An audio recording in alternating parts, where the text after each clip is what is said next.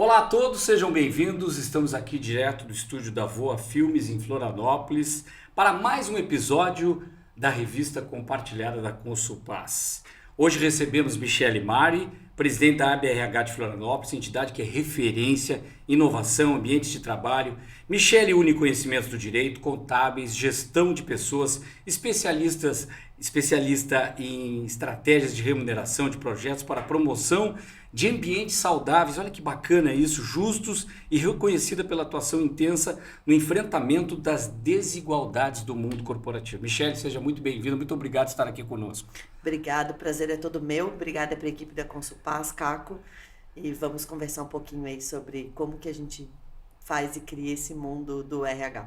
Pois é, RH, Recursos Humanos. Eu gostaria de cara já começar esse episódio com uma pergunta sobre o propósito da entidade que você lidera, com um olhar para as pessoas. E recentemente você publicou no LinkedIn, eu achei muito interessante, uma história de 3 profissionais que, de certa forma, são humildes e muitas pessoas pensavam assim, eles vão pegar a primeira remuneração, vão comprar uma cesta básica, algo para alguém, aí um comprou um Nike, uma bicicleta e o outro tablet. E as pessoas estranharam isso. Mas você deu um grande exemplo de como é avaliar as pessoas, olhar para elas de uma forma diferente e não ter, de certa forma, não investigar a vida da pessoa, saber o propósito daquilo para depois poder julgá-las, né, Michele? Bom, foi uma história compartilhada pelo Marcelo Nóbrega, né, o diretor de RH e famoso, foi diretor do McDonald's, né? E ele contou essa história e me chamou muita atenção. Por isso eu compartilhei até na publicação. O propósito da ABRH como entidade é promover, inspirar e conectar pessoas, né? Então a gente tem até uma frase que diz que as pessoas movem o mundo e nós movemos as pessoas. Então nosso propósito é desenvolver pessoas para que elas contribuam tanto nas organizações, sejam melhores para si e consequentemente melhores para o mundo. Essa história me chamou a atenção, Caco, porque quando eu ouvi, e o primeiro momento a pergunta do diretor foi, o que vocês fizeram com o primeiro salário? E aí, se a gente ouvir só apenas, eu comprei um Nike, eu comprei uma bicicleta, eu comprei um tablet, pode pensar, nossa, essa geração aí entra no mercado de trabalho, primeiro emprego, primeiro salário, gastou dinheiro com supérfluos. Nossa, Tá perdido. tá perdido. Ou que pessoa era essa? Porque eles são atendentes de uma entidade que não remunera, né? Remunera ali um salário base. Então, é um salário inteiro gasto para comprar os 3 itens. Ou é alguém início de carreira ainda, a gente fica imaginando, vai juntar dinheiro, não vai comprar algo supérfluo, Ou né? vai gastar em várias coisas, mas em uma única coisa, vai trabalhar Exato. mais 30 Todo dias. salário. Talvez esse seria o pensamento da maioria. Mas ele quis mais a fundo. Ele falou, então agora eu quero conhecer as pessoas. Ficou uma lição muito importante. A gente às vezes quer pautar as pessoas pelo nosso olhar, pelo nosso conhecimento, julgando aí que uma geração que está chegando no mercado é irresponsável, é uma geração que não está preocupada, quando a gente não está entendendo qual é o propósito dela. Os 3 atos eram muito nobres, né? Os 3 produtos comprados eram para pessoas que não eram eles próprios. E eles tinham um destino. Um era melhorar a vida, da possibilidade para que a família pudesse ter uma renda melhor, que a mãe fazia bolos, né, a menina do tablet. O outro era o irmão que nunca ganhou um presente, e o sonho do irmão era ter um tênis como aquele, e um Nike de coleção custa mais ou menos um salário desses. Verdade. E ele empenhou em trabalhar um ano inteiro para ver o brilho no olho do irmão ganhando um tênis daquele. E o outro era para que o pai pudesse ir trabalhar de bicicleta e economizasse o vale-transporte e pudesse trazer mais renda para dentro de casa. Então era mais trabalho, não era uma bicicleta de passeio. Exato. Não era brincadeira. Era uma coisa muito séria para a família. Era muito séria para a família, né? Porque talvez é a família que a gente não pode comprar o supérfluo, o chocolate, a bala, o danoninho. Então, esse pai ia ter essa possibilidade, essa foi a ideia do filho. Então, como assim eles não estão conectados com a família? Como assim eles não estão conectados com o propósito? Não é o nosso, mas é o deles. Então, talvez a gente se abre para olhar um olhar que é diferente do nosso e conectar as gerações que estão aí no mundo e são diferentes, né? O que é trabalho para a nossa geração é diferente do significado trabalho para essa geração nova. A gente só tem que parar e ouvir para que a gente consiga convergir. E tem aquela história que é uma frase antiga, né? Quem vê cara não vê coração, não sabe a história, não apura. Na minha área de comunicação como jornalista, primeiro apura a informação para depois divulgar, para depois ter um conceito, um preconceito daquilo. Mas como é que faz nas grandes empresas, grandes corporações, para ser mais humano na relação com as pessoas no trabalho? Tão mecanizado, tão automatizado, e muitas vezes não tem aquele tempo. Justamente a sala do RH muitas vezes parece um Ctrl-C, Ctrl-V, né? Trabalhando de uma forma muito mais para fazer a parte operacional da empresa, de recursos humanos, e não pensando tanto no humano, mas muito mais no operacional, né? Quantas folhas de pagamento, quantos funcionários, os currículos estão aqui, vamos escolher com inteligência artificial o melhor candidato para aquela vaga, e alguém que tem um perfil para liderança não está sendo aproveitado porque não sentou um tempo com um profissional de RH que viu esse potencial e ouviu essa pessoa. Como é que faz isso nesse tempo tão corrido, com empresas tão grandes e que tentam otimizar o tempo, que acaba, de certa forma, também reduzindo o custo? O que a gente tem provocado muito como entidade não é trabalho do RH olhar para isso. O trabalho do RH é munir de ferramentas. Então, a gente está precisando ter que reeducar os RHs e os RHs reeducarem as lideranças. Isso precisa sair do RH. Isso precisa descer para as suas lideranças. Porque quem que trabalha com essa pessoa no dia a dia? O líder dela. É o líder. É o líder dela que olha para ela todo dia, é o líder dela que alinha o trabalho dela todo dia. E por que não é o líder dela que se preocupa com a essência dela todo dia? Por que quando ele vem pedir um aumento, ele tem que levar para o RH? O líder precisa estar preparado para isso. O líder precisa estar desenvolvido para isso. Porque o líder também é um colaborador. O RH também. Mas o líder também é uma pessoa que está ali, mas ele tem um papel diferente. Sim. O papel dele é desenvolver as pessoas. Então, tem sido trabalhado e a gente já tem visto acontecer em grandes corporações a liderança sendo preparada para ouvir os seus liderados, para desenvolver as pessoas, para desenvolver potenciais, para desenvolver novos líderes. Porque o papel do líder sempre vai ser desenvolver novos líderes. Para que ele possa escalar, para que ele possa ir para uma outra carreira, para que ele possa fazer. Então, isso já tem sido trabalhado. Para mim, o cerne disso realmente é descer para a liderança. E aí desce para as lideranças, o gerente, o líder, o supervisor, o coordenador, e a gente vai cascateando à medida que o contato de cada um se tem ali. E aí a gente consegue ouvir a essência das pessoas. E aí o RH só vai fazer as provocações e munir de conteúdos as suas lideranças. Agora o líder também mudou muito o perfil do líder, até mesmo nessa situação depois da pandemia, por exemplo, quando se fazia uma reunião do líder com as pessoas em casa, remoto, estavam todos no mesmo nível, todos nas mesmas janelinhas. Mas muitas vezes numa empresa o líder está numa ponta de uma mesa, estão todos ao redor, existe até se estimula para que se façam mesas redondas, que a circulação da conexão das pessoas seja muito mais 360 e não de cima para baixo, né? E para que o líder possa ouvir. Mas essa situação do home office, isso distanciou um pouco. O WhatsApp, o liderança mandando muita mensagem, comunicados por ali e muitas vezes tendo até uma relação conectada de uma forma diferente. Tem que ter um cuidado especial nesse sentido, para que tenha, porque é importante ter esse calor humano, esse contato, esse olho no olho, né? Mas mesmo numa relação online, tem empresas que o funcionário, aquele ou colaborador, ele não vai estar nunca presencial. Ele até pode estar em outro país. Como é que é isso, essa relação, podendo ter esse calor humano mesmo com a frieza da conectividade online, remota, por vídeo, por áudio, enfim? A gente está tendo que se reeducar, né? Diferente de uma geração que já nasceu no online, a gente tem uma geração que já nasceu com a internet. A gente tem uma geração no mercado de trabalho que viveu só presencial. Sim. E que ela ainda não consegue entender como é que eu me conecto e eu consigo estabelecer relação num mundo totalmente remoto. Hoje a gente fala no nosso país da lei da NR1, né, de uma legislação olhando para a saúde mental. Eu tenho feito um exercício com as empresas, com os clientes, de dizer o seguinte: não vamos olhar para a lei, vamos olhar para o que a gente quer como sociedade, como empresa. O que a gente quer como empresa? A preocupação da empresa que tem lucro é a linha final. Sim. A linha final depende de pessoas. Essas pessoas precisam estar bem. Essas pessoas precisam ser ouvidas, essas pessoas precisam ser conhecidas.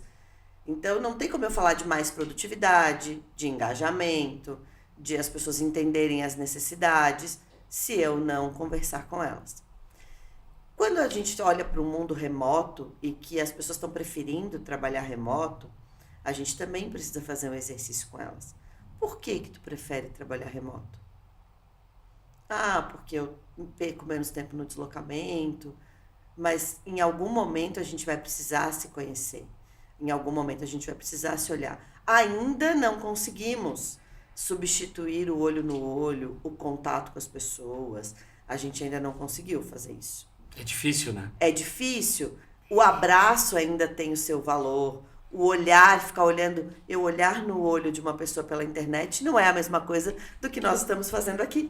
Com é certeza, muito diferente. É diferente. Então, é uma conexão diferente. Então, a gente vai ter que fazer uma coisa meio híbrida. Mas eu preciso conhecer as pessoas que estão comigo. E conhecer elas não impede se remoto ou se presencial.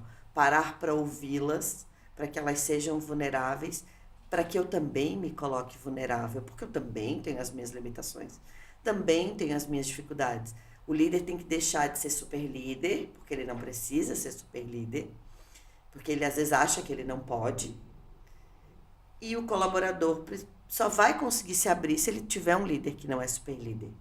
Porque senão ele se espelha e pensa, nossa, meu líder nunca passa dificuldade, como é que ele faz tudo isso?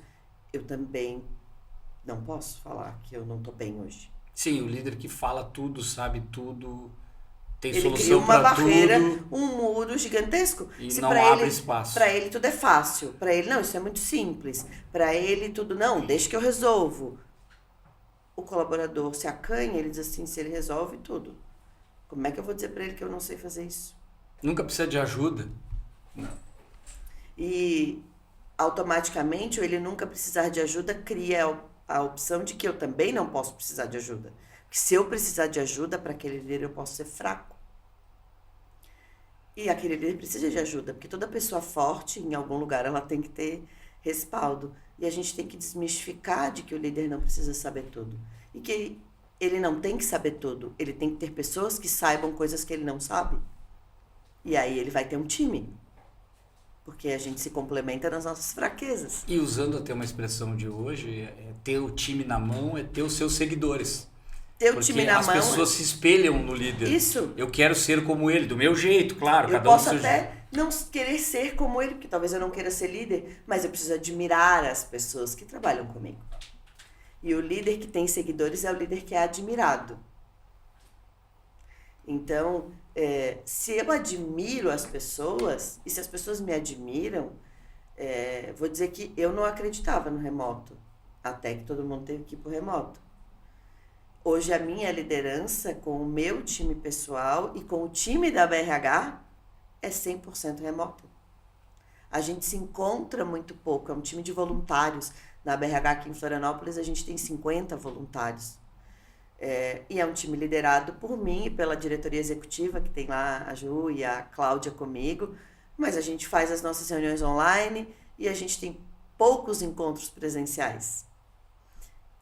Funciona. Mas funciona, mas eu preciso conhecer as pessoas, então de vez em quando eu preciso chamar, mandar uma mensagem no WhatsApp e dizer, tá tudo bem? Como que tu tá? E não só cobrar trabalho. Sim. Oi, tô passando para dar uma mensagem e dizer obrigada por tudo, obrigada pela compreensão, a gente não conseguiu fazer como a gente gostaria, a gente também teve falhas do lado de cá, desculpem. Então, o meu time de trabalho, eu viajo bastante, trabalho remoto, tenho rotina com filho, então me vê muito menos do que seria presencial. Mas ele sabe que eu me coloco, gente, não tô conseguindo, hoje eu não tô bem, tô doente, Não, fica tranquila. Da mesma forma, eles fazem a mesma coisa. Mi, tudo bem hoje eu ficar doente, tudo bem hoje se eu... Não tô legal. Descansa. O que tu tem de urgente que eu vou descer para a operação e vou ajudar o time? Isso é muito bacana, né? Jogar junto com o time. O time precisa de alguém que jogue junto. E não é só jogar o meu jogo, porque eu também tenho as minhas operações comerciais, de palestra, de evento, mas às vezes eu preciso descer e fazer a operação dele para que ele descanse. Fica tranquilo que eu vou fazer. E não é sobrecarregar o resto do time. É, time, vamos lá, me ensina aí que eu vou fazer junto com vocês. Então, independente de remoto ou presencial, eu costumo dizer que o que tu não controla no remoto, no presencial tu também não controla. No presencial tu tem a falsa ideia que controla. Porque está na tua vista. Mas tu não sabe, de fato, o que as pessoas estão fazendo. Então, é só porque tu está vendo elas. Sim, a barreira não está na maneira que você se relaciona, se é presencial ou remoto. A barreira está enquanto você conhece as pessoas e sabe quanto elas entregam. E se elas estão tendo dificuldades naquela entrega. Então, se elas estão tendo dificuldades naquela entrega, senta lá e conversa, entende por quê. Será que é uma organização que está faltando, uma dica, compartilhar como é que tu faz no teu dia a dia. A gente só precisa ser... você pode saber todas as teorias, né? Já dizia. Acho que é John Hobbes que fala isso. Você sabe todas as técnicas, todas as teorias, mas quando você conectar com uma pessoa, seja apenas uma pessoa. Tira de lado toda a teoria, todo o conhecimento. Não é isso que resolve. Não é isso que resolve. É olhar no olho da pessoa, é perceber se a pessoa não estava bem. Poxa, eu te vi distante hoje. Se eu faço isso com as pessoas, automaticamente elas vão fazer isso comigo também. Isso gera um engajamento muito melhor, né? Eu recebo às vezes, hoje eu vi que tu não estava muito... Falei, não, gente, é que eu acho que estava muito concentrada, preocupada com algumas coisas. Então, as pessoas olham, porque tu observa isso nelas. Então, elas automaticamente observam também quando você não vai estar bem. Ou quando você está dispersa, ou quando você está conectada com outra coisa. Então, mesmo que elas percebam que tu não estava... Com a leitura delas de hoje você não estava bem, e elas abrem a pergunta de hoje tu não estava bem, né? Aí, gente, é que eu fico muito agitada. Por exemplo, a gente passou por um Concar agora, né? É um evento organizado pela BRH Santa Catarina. Nós somos a regional de Santa Catarina que recebe o evento. Então, é um time gigantesco de voluntários também naquele grande evento, lindo evento, que acontece aqui na nossa casa, em Florianópolis. Que é um peso, uma responsabilidade. É uma responsabilidade. Né? Eu fico muito 100% ligada num 220, assim. Então, as pessoas passam por mim e eu não vejo, né? E aí tem uma outra fator, né? Eu sou autista de nível 1, então eu também tenho as minhas caixinhas, né? Eu entro no meu mundinho aqui. Naquele hiperfoco. E o mundo acontece do meu lado e eu não tô vendo. Então, as pessoas que sabem disso vêm e falam, oi, tudo bem? Toque. Senão as pessoas falam, ela não é simpática. Não é que eu não sou. Por isso que eu procuro, eu já corrigi isso, passando rindo pelas pessoas. Então, assim, eu vou botar um sorriso aqui para as pessoas não acharem, mas eu tô focada agora, tipo assim, eu não vou prestar atenção. E faz parte de eu me conhecer. Então, eu precisei me conhecer para saber que eu tinha isso. Quem te conhece respeita essa tua característica em momentos como esse. Sabe? Se não tivesse essa conexão... Ela não saberia. O que ela tá fechada? O que deu? Nossa, só porque tem um evento grande agora, ela não fala com ninguém. E não é isso. Eu tô no hiperfoco. Então, eu procuro daí fazer o outro exercício. Oi, senti tua falta, não te vi, vamos se encontrar amanhã. Pra pessoa saber, eu vi, passei por ti, mas tu tava tão... Falei, tu desculpa. Então, assim, eu estabeleço conexões com as pessoas. Porque elas não têm a obrigação de saber que eu tenho isso. As que estão muito próximas sabem. Isso vale para qualquer líder. Agora, Michele, eu admiro muito quando você se apresenta como alguém que acredita no potencial humano e na transformação dos negócios, até com estratégias jurídicas, inclusivas e sustentáveis. E liderar um desafio, a gente está falando sobre isso agora. Ainda maior para as mulheres, diante de tanta desigualdade, já que a gente está falando, né, da questão inclusiva, na sua visão, quais são os principais obstáculos, os caminhos difíceis, as dificuldades, para que possa ampliar a presença feminina nas lideranças, para que elas tenham um caminho mais aberto, De que forma isso você deve ter visto? Por aqui está funcionando, por aqui não está.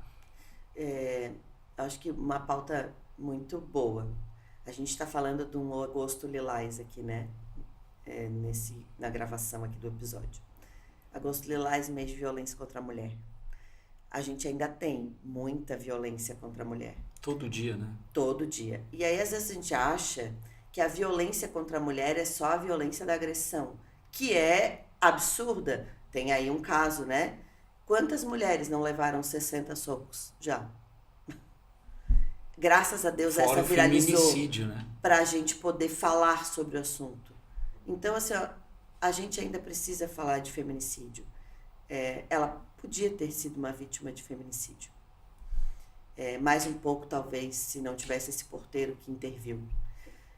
Se ela não tivesse corrido para o elevador e entrado. Então, assim, mas isso é o máximo do que a gente está falando. Quando a gente fala da mulher no meio corporativo, a gente tem que ainda provar muito quem somos. A gente, como mulher, num grupo de mulheres, se fortalecer de que a gente tem que fazer isso numa força que é feminina. Porque a grande maioria, e eu como mulher já me coloquei nos ambientes por onde passei, numa força muito masculina. A ponto de uma pessoa olhar para o meu pai, muitos anos atrás, e falar assim, falar com a tua filha é que nem falar com um homem. Nossa. Num primeiro momento, meu pai achou ótimo. Depois ele se ofendeu. Num primeiro momento, ele achou ótimo porque as pessoas, quando fala com uma mulher, as pessoas acham que ser mulher é seduzir as pessoas. E existem muitas mulheres que ainda... ou nesse caso ser menor, como se a mulher fosse menor, e aí ela se colocam igualou a um homem. esse meio. E aí, quando um homem coloca uma mulher dizendo, não, porque falar com ela é que nem falar com um homem pela autoridade... É como se isso trouxesse nossa, olha, ela é equiparada. Não, eu não quero ser equiparada. Eu quero ser mulher, ganhando espaço de uma mulher. A gente nunca vai ser... Eu falo que a gente não quer igualdade. Porque eu não quero ser igual a um homem, eu quero ser mulher. Eu quero equidade, eu quero as mesmas condições. Exatamente. Isso é que é importante. Então não é igualdade, é equidade que a gente quer. A gente quer as mesmas condições. E mesmas oportunidades. E as mesmas oportunidades, porque nunca vai ser igual. Hoje já temos homens que entendem que quando temos filhos, a gente tem a responsabilidade de dividir. Então, que o homem também busca na escola, tem aí Piangers tocando muito essa... Sim. Veio esse pai aí, né, falando sobre isso. Então, ele fala e ele se coloca na mesma posição, trazendo equidade para a esposa dele. Ele teve que ser muito maltratado pelo pai para aprender. Ele nem teve, né? Pai. Aí ele aprendeu com isso. Ele aprendeu essa ausência do pai fez com que ele valorizasse muito mais o papel da mãe. E o papel do pai ser... Aí sim a gente pode dizer, ele pode ser comparado a uma mulher, ao contrário daquilo. E ele faz o papel de pai. Porque o papel de pai é dividir ali, né? Então, assim... E aí o dividir é de cada casal, não existe uma regra. Cada casal tem a tua esposa, tem a tua filha. Como que vocês dividiram? Vocês combinaram. O que a gente combina entre a gente é tudo certo. O que a gente vê não é a mesma coisa. Então, assim, o homem, ninguém pergunta para ele numa entrevista de emprego o que ele falar com a filha dele para que ele possa trabalhar. A mulher recebe essa pergunta. Tu tem filhos? E como que funciona para ti? Então não é igual, não é equidade, não é... Porque essa pergunta nem devia acontecer. É lógico que se essa mãe está no mercado de trabalho, ela já pensou em tudo isso? Sim. Ela tem uma rede de apoio, ela fez um combinado com o esposo dela. Então... A única diferença é que na parte fisiológica, quando tem a gravidez, ela tem um período maior para voltar a trabalhar. Isso é plenamente... E umas nem aceitam, né? Eu já tive colegas que não queriam, porque gostavam tanto de trabalhar, que ficavam no limite das licenças para poder ficar trabalhando. Na minha primeira gestação, eu não sei se é um limite ou se é medo de perder a posição. Na minha primeira gestação, eu trabalhava para uma montadora. eu saí da minha licença da maternidade, eu fui dirigindo. Eu saí do trabalho e fui dirigindo para a maternidade. Eu nunca vou esquecer, o médico tirou meu celular e deu pro meu pai. Chega, né? Ele falou, deu, agora ela vai descansar aqui 1 hora. Mas 30 dias depois eu estava de volta, né? Trabalhando. Só que antes de voltar eu trabalhei no computador. De medo de perder a posição. Era um mês estratégico. E quem que ia fazer? E se fizesse errado? Então a mulher tem isso. Tem razão, Michele. Eu trabalhei muitos anos com apresentadoras de televisão. E elas, quando engravidavam, voltavam antes com medo de perder o posto da apresentação.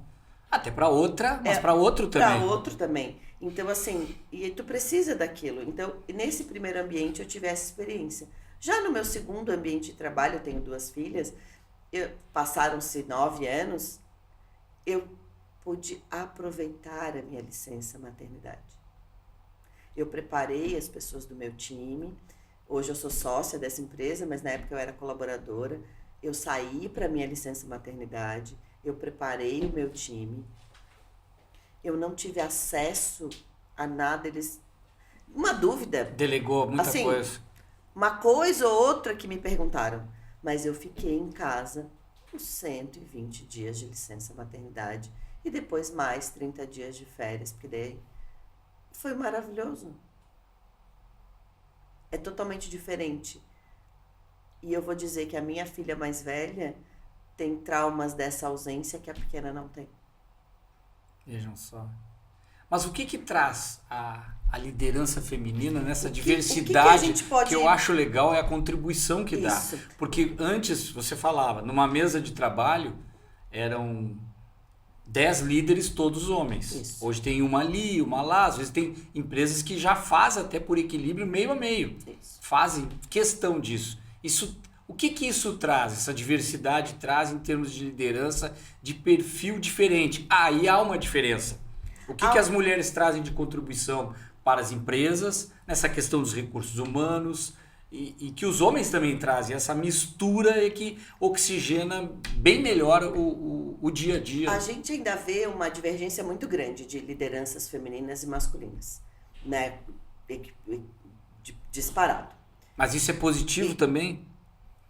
Na verdade, não de conflito de ideias, eu digo de... De quantidade, né? A gente ainda vê uma quantidade. diferença. Mas assim, quando a gente vê mulheres, e isso já está comprovado, as empresas têm muito mais engajamento. Então, por quê? Porque a mulher que está no seu papel feminino, ela é humana. Ela olha para as questões humanas. Ela vai trabalhar que a liderança desenvolva conversas, aquilo que a gente falou. Hoje já temos homens olhando para isso também. Então, assim, a gente precisa aprender a convergir nas nossas diferenças e aprender com elas. Então, hoje as empresas que têm, já é provado, já tem aí dados, as empresas que têm lideranças femininas são muito mais rentáveis. E elas têm muito menos turnover. Mulheres femininas que estão na sua força feminina. Mulheres que estão lá na força masculina, elas acabam tratorando pessoas e fazendo comando e controle, que não é mais o que funciona hoje em dia. Não funciona mais a regra do comando e controle. Hoje a gente precisa de pessoas criativas, de inovação. A gente tem 4 gerações no mercado de trabalho, logo teremos 5 daqui a um tempo. Então não dá mais, eu preciso ser criativo nisso, eu preciso olhar para a diversidade. E eu preciso ser diverso. Preciso respeitar as diferenças. Ser diverso já é ter homens e mulheres. Olhar para as pautas daquele que está sentindo, das mulheres que são negras, ainda tem mais resistência do que nós, que somos brancas. Então, tem coisas diferentes. Mas quando a gente olha para isso e para esses caminhos, eu vejo corporações que as pessoas querem ficar e querem se engajar. Eu vejo que os homens querem as mulheres na mesa de tomada de decisão, juntos. Eles entendem que eles são complementares. Porque o homem tem um lado muito mais direto e muito mais decisivo de uma decisão, de tomada de decisão sem tantos vieses. As mulheres já fazem muito mais perguntas. Então, a gente vê quanto isso colabora e quanto isso torna uma empresa muito mais rentável. E muito mais o lugar que se quer trabalhar, né? as empresas que se querem trabalhar. Hoje a melhor empresa para se trabalhar no mundo é nossa, é a Natura. Sim. Então, a gente olhar que o mundo olha para nós de forma olhando e falando, poxa, é uma empresa brasileira e é uma empresa gerida por uma mulher hoje. Mas já teve CEOs homens e elas vão alternando. Então, tu trazer essa multiplicidade é difícil. Ainda é um caminho a ser galgado por algumas corporações que ainda acham que não precisa ter a voz feminina ali, ou que ainda acham que a mulher é a parte frágil, ou que ela vai flexibilizar tudo, ou não, a mulher também sabe falar de negócios. Então, Isso é muito legal. O outro desafio que a gente tem nas relações de trabalho é lidar com a saúde mental e para os engajamentos, conflitos. A gente tem visto casos sérios aí. Tem uma coisa que tem acontecido muito é o burnout, né? Como é que enxerga Santa Catarina? Pode colocar um pouco, você tem também para o Rio Grande do Sul ou o próprio Brasil, mas claro, falando um pouco mais daqui do nosso sul. do Sul, como é que tem visto isso? Tem acontecido com frequência? Muita pressão, muita gente pressionada, querendo abandonar tudo, e muita dificuldade, e alguns não entendem, alguns líderes não entendendo isso, né? Achando que a pessoa é fraca, que ela não tem força. Acho que a gente volta lá naquilo que eu falei, né? O líder acha que ele é super. E ele acha que ele não tem problema. Ele tem problema. Porque às vezes a gente olha para a pessoa que acha que sabe tudo e ela já toma o seu remedinho controlado. Só que ela não fala para ninguém. Saúde mental é um problema mundial. Depois da pandemia, a gente já recebeu quantas questões dizendo que nós somos o país mais ansioso do mundo.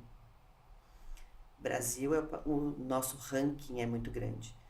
470 mil casos de afastamentos por saúde mental pelo INSS em 2024. Uma lei que obrigou as empresas, então, agora a olhar para a saúde mental. Enquanto a gente ainda olhar para a lei, a gente não vai melhorar as pessoas. Se a gente falar na nossa geração, falar de saúde mental era falar de ir para terapia. A terapia não era nem palpável para as pessoas. Era uma coisa de os analistas, né? Faço análise, faço terapia. Era coisa da classe A. Hoje a gente já consegue descer muitas camadas e hoje a gente já consegue fazer terapia online. Hoje a gente já consegue ter ferramentas. Hoje a gente já tem internet. Só que tem terapias alternativas também, não sei como é que você enxerga isso. Eu gosto, acredito. Tem essas terapias alternativas, tem meditação, tem reiki, tem tantas. Prática esportiva também é uma coisa legal. Alimentação. Então, assim, mas a gente precisa olhar para tudo isso de saúde mental, que é um pacote gigantesco de muitas coisas, e olhar e ver valor nisso. A gente está num mundo que o nosso telefone hoje ele nem desliga mais. Se acabar a bateria, a gente botar na tomada, ele liga sozinho. Os telefones antigamente, tu botava na tomada e tu tinha que ligar ele. E aí as pessoas falam assim, não, deixa desligado para carregar mais rápido. E dependendo da cidade que você estivesse viajando a trabalho, no máximo o telefone, ou era na empresa lá, se ela tinha uma sede, ou um orelhão. Isso. Hoje, a gente não desliga mais. O nosso maior problema de saúde mental é não desligar. Esses dias eu até fiz um post no Instagram sobre isso. É o mundo que a gente tem mais informação, mas o mundo em que as pessoas têm menos conhecimento. Excesso de informação não gera conhecimento. Excesso de informação gera cansaço mental. Então as pessoas já não dormem mais, elas ficam no celular até tarde, as pessoas te acionam a qualquer hora, o líder não entende que hora... eu vou só mandar para tirar daqui. Mas o liderado que recebe uma notícia às 8 da noite, um pedido de trabalho, ele já vai ficar ansioso até o dia seguinte. Então, quando a gente fala de saúde mental, a gente fala de vários cuidados que a gente precisa ter. A gente vai ter que educar as pessoas a cuidar de si. A gente vai ter que educar elas com atividade física. Então, hoje já tem tantas plataformas. A gente vai ter que... Não adianta a empresa ter. Eu tenho benefício lá de saúde, né? Temos aqui os de Santa Catarina que tem... várias plataformas. Então, você coloca lá, eu ofereço uma plataforma de saúde mental, eu ofereço uma plataforma de alimentação, eu forneço uma plataforma que oferece nutricionista, terapia, mas você ensinou as pessoas a usar? Ou você deu para elas condições de usar? Você conhece a vida delas para saber se ela consegue? Porque às vezes eu estou oferecendo tudo isso e a pessoa trabalha das 8 às 18, dela sai, ela passa 2 horas no transporte, aí ela chega em casa, ela tem 3 filhos para cuidar, daí ela tem que fazer marmita, ela tem que fazer... Como é que ela vai fazer saúde mental? Como é que tu ensinou ela? Talvez tu tivesse dado 15 minutos durante o dia para falar, talvez era o tempo que ela tinha fora das correrias do dia a dia, mas tu conhece a vida dela?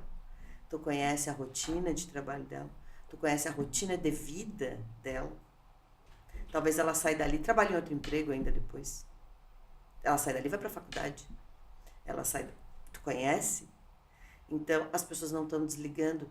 E aí também, a exaustão da sobrecarga que tu falava de trabalho, eu sempre, semana passada, que eu estava em Manaus, eu trabalhei com uma empresa ali e eu exercitei isso com eles. Hoje a gente já sabe que de 8 horas de trabalho, produtivas mesmo, a pessoa chega no máximo a 6. 2 horas ela perde, vai no banheiro, troca de tarefa, toma um café, desliga, olha. Hoje as pessoas não estão tendo nem no máximo de 3 a 4 horas de produtividade, porque elas ficam com o celular na mão o tempo todo. E as pessoas nem percebem. Se a gente pegar ali, quando a gente acorda o telefone, e eu fiz esse exercício lá com eles, falei, faz um exercício do que tira a tua atenção durante o trabalho. Então, eu estou trabalhando, daí de repente alguém me mandou um WhatsApp, parei, estou respondendo. Aí eu vou voltar. Eu levo 40 minutos para voltar onde eu estava, seja uma atividade produtiva manual, ou seja de pensamento, então ficou pior ainda. Então, até eu voltar da onde eu estava, eu levei 40 minutos. E aí, daí tem mais, né? Tem os homens que perdem tempo ainda com outras coisas ali dentro daquilo que veio, mulheres têm perdido tempo com isso também. Então, assim, é a minha tese de mestrado, falando sobre quanto isso tem impactado o mercado de trabalho e as pessoas. As pessoas perdem a oportunidade de serem criativas, porque quando a minha mente está cansada, eu não consigo ser criativa. Isso vale para o líder também, porque você dava o exemplo do colaborador, aquele, claro, não tem o tempo, pega o ônibus, mas o líder também acaba se dispersando com muita coisa. Muita. Eu faço beach tênis, eu faço, aí acaba não fazendo. Faz, mas é tudo muito automático. Não concentra naquilo ali, não aproveita para... Então, às vezes, assim, mas eu não tenho valor para fazer atividade física. Gente, aqui em Floripa a gente tem praias, tem beira-mar, corre na rua, anda na rua, se tu não sabe, né, não consegue correr.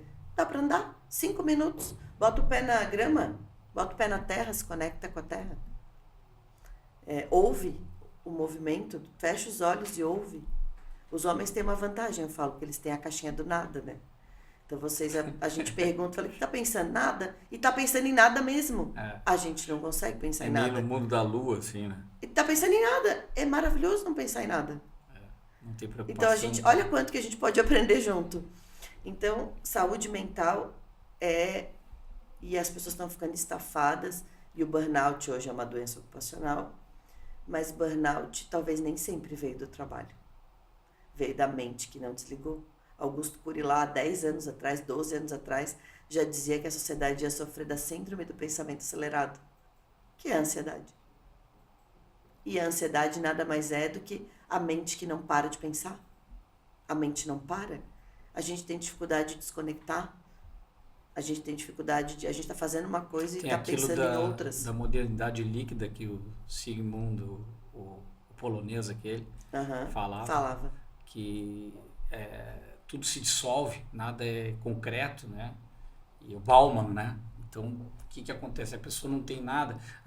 Muitas vezes o que eu procuro fazer, por exemplo, é ir um pouco mais para o mundo analógico, é fazer uma lista das coisas num caderno mesmo, escreve, memoriza melhor e deixa o aparelho de lado e segue um pouco a tua lista, porque senão vai vir uma mensagem, vai ter uma nova tarefa, e não para de escrever a lista de coisas, e né? E assim, né, o escrever papel, ele além de trazer o exercício visual, ele traz o exercício da propriedade. Então, assim, se tu tá passando por uma dor, nas terapias eles sempre falam, escreve uma carta para ti mesma. Escreve uma carta para quem te feriu, mesmo que tu não vai entregar. Escreve uma carta sobre aquela situação que tu não gostou. Aquilo já alivia. Mas é a escrita, não é a digitação. É o ato de escrever. Sem a tela, né? O ato de olhar para o caderno, o ato de concentrar no que tu está fazendo. Então, isso tem benefícios, a escrita tem... Não é à toa que a gente está trazendo crianças, porque que criou-se o tal do Bob Goods aí viralizando. Quantas crianças têm saído da tela e têm pintado Bob Goods? Os livrinhos de desenho. Os livrinhos de desenho agora. Aquelas não, canetas, tem adultos que estão colorindo também. Já tinha, né, o negócio do Sim. colorir. Mas o colorir de canetinha, até isso é mais imediato que o colorir de lápis de cor, né? Claro. Porque antes a gente tinha, quando estava na escola, canetinha a gente não pinta. Agora a gente pinta de canetinha. Sim. Só que a canetinha pinta mais rápido que o lápis de cor. Até isso a gente está acelerando. Ela pega mais rápido o lápis de Não, cor. ela rapidinho tu pinta tudo. O lápis de cor não, tu tem que... Mas fazendo uma analogia a isso, Michele, pintar a carreira. Se fala muito desse plano de carreira. Não tem uma pressão muito forte, a gente vê até exatamente nessas redes sociais e conteúdos, que você tem que ter um propósito de vida. Não dá para levar a vida um pouco mais... Geralmente quando tu faz uma coisa de propósito, esbarra em alguém, tu diz, opa, desculpa, foi sem querer. Não dá para fazer um pouquinho, não é essa coisa do Zeca Pagodinho, deixa a vida me levar. Mas é uma coisa assim, dá para levar com um pouco mais de leveza esse propósito, que tu sabe o que tu quer da vida, principalmente pro líder, eu vejo. O líder começa a ler livros, se inspirar em pessoas e quer ser aquilo, e quer ter aquele propósito. Será que isso não gera uma pressão tão forte pro líder? Não dá para ter um pouco mais de leveza nessa responsabilidade que ele tem como líder, de entender as fragilidades, de se enxergar e não ter essa coisa, eu tenho que ter um propósito de vida. Eu acho que a gente é que trouxe peso para a palavra propósito. A gente precisa entender por que a gente quer ter um propósito. Porque propósito sem ação não é nada. O propósito que é atuado e que é vivenciado vira legado. Se é isso que a gente quer, o que a gente quer deixar no mundo? É o que eu quero deixar no mundo. O que eu quero deixar? Que marca eu quero deixar? Que as pessoas falem, Caco, olha o Caco era essa pessoa, esse é o legado do Caco. Só que eu concordo quando tu fala que o propósito, a carreira, virou uma pressão porque parece que nada está suficiente. Parece que a gente nunca chegou no nosso propósito. Sempre tem algo mais. A gente está sempre devendo. É porque a gente não tem clareza de qual é o nosso propósito. É claro que estudar, aperfeiçoar, a gente sempre vai fazer, porque é delicioso estar na cadeira de estudante e aprender. Mas a gente tem que aprender de tudo. A gente não tem que aprender só o que é, senão a gente vira aquela pessoa que só faz aquilo. E aí isso gera cansaço. Eu acho que a gente está num momento que as pessoas estão... A sensação de que está sempre devendo, de que nunca está bom. Mas é porque a gente não tem clareza do que a gente quer. Quando a gente fala de carreira, e isso eu entendo para a liderança, para os colaboradores, para todas as pessoas não têm certeza do que elas querem de carreira. Talvez elas nunca nem pensaram. Elas vão para a faculdade e falam, vou fazer uma faculdade de Direito. Qual é o objetivo da faculdade de Direito? Ou eu vou ser advogada, ou eu vou ser juíza, ou eu vou ser promotora, ou. Mas e se eu não quiser nada disso? Tem outra possibilidade?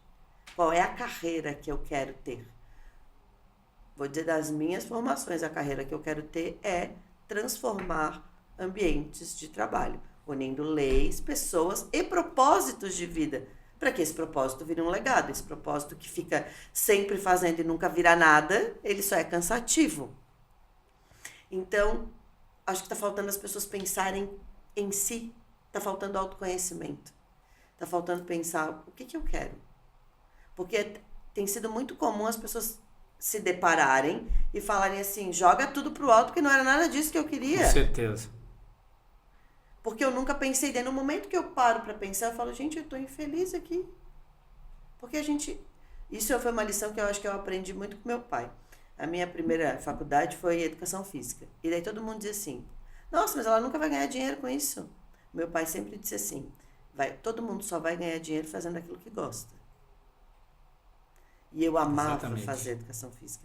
Mas não porque eu queria lecionar, porque eu queria dançar. Então hoje talvez é isso que eu faço com as coisas. Porque É outra dança hoje. É outra dança. Mas as pessoas nunca pararam para pensar, porque sempre falaram assim, não, eu vou ser advogado, vou ser médico, vou ser dentista, porque é o que dá dinheiro. Não, o que dá dinheiro é o que tu gosta. Porque tem médico aí que não tá ganhando dinheiro fazendo medicina, que ganha dinheiro e gasta tudo com outra coisa porque tá doente. O Guga fala muito quando ele começou, e às vezes eu ouvia assim, não sei se eu não lembro se eram alguns familiares, né? Eu tive a oportunidade de várias vezes entrevistar o Guga quando trabalhava aqui na RBS TV ainda, quando era RBS TV em Florianópolis. Aí ele dizia assim, pô, Guga, tênis, esse negócio aí não enche a barriga, como que não? Olha o que ele conquistou com o tênis, olha o que ele fez com o tênis, não, assim, e o amor que ele tinha pela profissão, que foi o pai que levou eles para qual era árbitro de tênis, né? Inclusive morreu dentro de uma quadra, infelizmente, Sim. em Curitiba, mas toda essa história ali tem um propósito ao natural Não, e de assim, vida, né? o que o tênis trouxe para ele? O tênis trouxe, inclusive, o cuidado com o irmão, que a pai hoje tem todo o apoio que tem Exatamente. aqui, que a mãe dele sempre foi essa pessoa, Um essa exemplo. pessoa engajada, um exemplo de ser humano, e ele trouxe visibilidade porque o mercado olhou, não foi o tênis que trouxe isso? É. As grandes empresas olharam e falaram, não, quero apoiar. Porque, então assim, o que é dinheiro? O que é satisfação? O dinheiro, não, a gente não tem que correr atrás dele, ele que vai correr atrás da gente. Porque a gente vai fazer o que gosta. E aí, o que é muito dinheiro e o que é pouco? Depende do que você quer. Exatamente. Michele, você já até respondeu a última para nós, para a gente concluir. Era falar um pouco da sua história e falou um pouco da educação física, enfim. Se faltou algo assim da trajetória até agora, nesse momento como presidente da BRH de Florianópolis, se faltou alguma coisa, acho também importante compartilhar com o pessoal da Consulpas que nos acompanha no YouTube, no podcast, no Spotify, e também teremos a versão na revista digital, os seus contatos, as suas redes sociais, o que você compartilha com as pessoas e que se comunica muito bem. A gente tem acompanhado, inclusive, no seu LinkedIn. Acho que aquilo que a gente falava antes de começar, né? Não tem como eu falar de trabalho sem falar de essência. E eu comecei, né, ali, fiz as formações, tenho ali, acho que um currículo que eu gosto bastante, mas porque eu gosto disso, eu sempre gostei de estudar, né? Então, o que eu posso deixar para as pessoas descubram quem são vocês. A gente nunca vai terminar de se descobrir, de se conhecer. Eu acho que hoje, na idade que eu tô e no momento que eu tô, eu vivo o meu momento mais plena comigo mesma. Passei por várias situações difíceis, passei por várias situações delicadas, passei por muita coisa boa também, mas tudo isso trouxe quem eu sou hoje. Então, a gente olhar para as pessoas e olhar para isso e não pensar eu quero ser como, não. Se te inspira de alguma forma, eu estou cumprindo o papel do legado que eu quero deixar no mundo. Mas que eu te inspire a você se descobrir e ser quem é você e o que você quer deixar para o mundo. Que você descubra o teu propósito, porque o propósito é leve. O propósito não é pesado. Se ele tem peso, ele está desalinhado. Ele vai ter dificuldades. Ter dificuldades é diferente de estar pesado. Sim, diferente. Né? Porque no momento que está difícil, está pesado. Mas não é um pesado que traz uma dívida. É um pesado que traz, eu sabia que eu ia ter que passar por isso. Ou vou fazer isso que eu não gosto muito para poder chegar. Então, mas descubra quem é você. Eu acho que essa foi a maior lição que eu aprendi na minha vida. De me autoconhecer, né? De me descobrir a cada dia e de descobrir que eu não sou perfeita, que a versão Mulher Maravilha não funcionou. Ela me trouxe mais feridas do que curas, porque eu entrei num momento que eu falei, eu acho que eu tenho que dar conta de tudo. E a gente tem que dar conta da gente só. E aí, né, eu tenho um movimento muito dinâmico, que às vezes, não sei como é que tu aguenta. Eu falei, gente, eu aguento, porque eu gosto de viver assim. Claro.